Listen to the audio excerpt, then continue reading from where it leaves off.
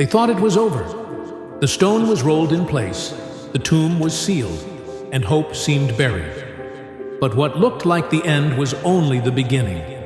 Because resurrection power doesn't just visit the grave, it breaks it open. The resurrection of Jesus Christ is not just a historical event. It's a personal invitation.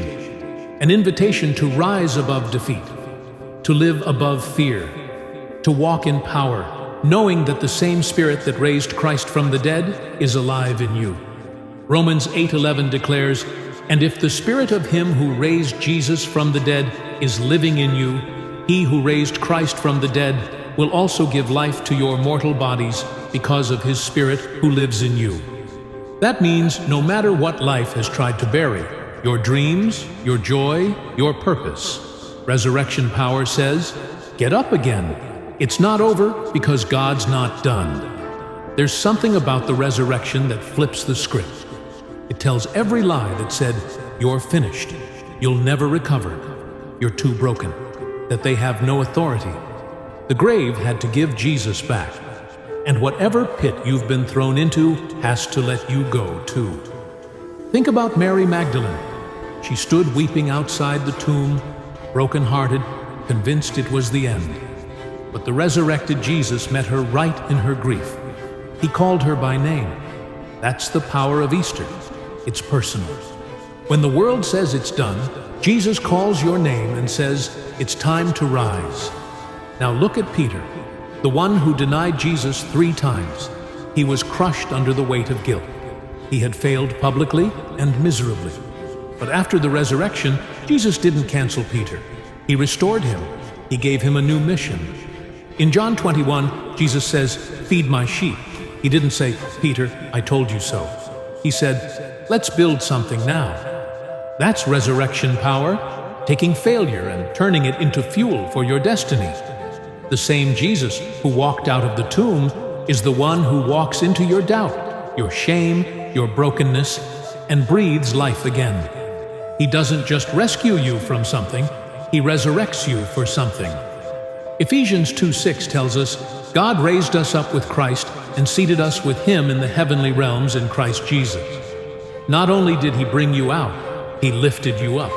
You're not fighting for victory, you're fighting from victory. You might say, but I've messed up too badly. My situation's too far gone. So did Lazarus, 4 days dead, wrapped in grave clothes. But when Jesus showed up, He didn't knock. He called, "Lazarus, come forth!" And the dead man walked out.